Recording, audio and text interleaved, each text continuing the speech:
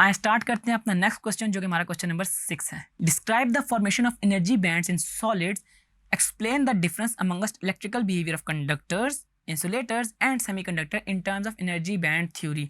हमने इस टॉपिक को काफ़ी डिटेल में पढ़ा। हमने देखा कि हम किसी भी एटम्स के अंदर उनके डिफरेंट एनर्जी लेवल की बेसिस पे इनका आपस में डिफ्रेंशिएट कर रहे होते हैं। सबसे पहले अगर मैं आपको एनर्जी बैंड थ्योरी को एक्सप्लेन करूं तो वो ये है कि a theory based on quantum mechanics which explain electrical properties of solid in terms of energy bands. अब वो एनर्जी बैंड्स क्या हैं, तो वो आपको याद होगा कि वो एनर्जी बैंड्स हमारे पास वैलेंस बैंड, फॉरबिडन बैंड और इसके अलावा कंडक्शन बैंड होते हैं। अगर हमारे पास बात की जाए नॉन कंडक्टर्स की, तो इसमें हमारे पास यूजुअली होता क्या है कि जो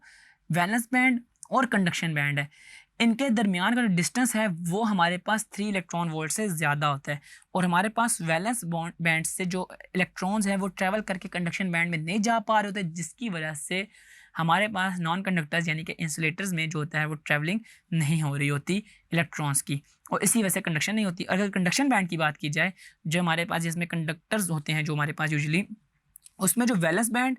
और कंडक्शन बैंड है वो आपस में एक दूसरे से इतना नज़दीक होते हैं कि वो आपस में ओवरलैप कर जाते हैं। उनके दरमियान जो गैप है, एनर्जी गैप, जिसको हम फॉरबिडन एनर्जी गैप कहते हैं, वो बिल्कुल होता ही नहीं है,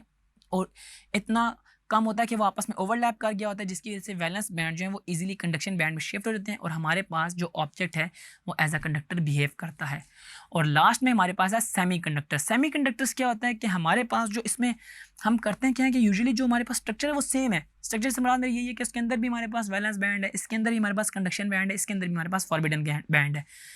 बस फ़र्क सिर्फ इतना है कि हमारे पास जो फॉरबिडन बैंड है हमारे पास सेमीकंडक्टर्स में, उसके अंदर जो एनर्जी गैप है वो लेस देन 3 इलेक्ट्रॉन वोल्ट है। हमारे पास जिस तरह हमने इंसुलेटर में देखा था ना, वो ग्रेटर देन 3 इलेक्ट्रॉन वोल्ट था, इसमें बिल्कुल लेस देन है, जिसकी वजह से हमारे पास जो इलेक्ट्रॉन्स हैं वो वैलेंस बैंड से कंडक्शन बैंड में पास आउट हो जाते हैं। तो ये था हमारा क्वेश्चन नंबर 6, जिसमें हमने देखा कि क्या एनर्जी बैंड थ्योरी और किस एनर्जी बैंड थ्योरी की बेसिस पे हम लोग कैसे कंडक्टर, इंसुलेटर और सेमीकंडक्टर को आपस में डिफरेंशिएट कर रहे होते हैं।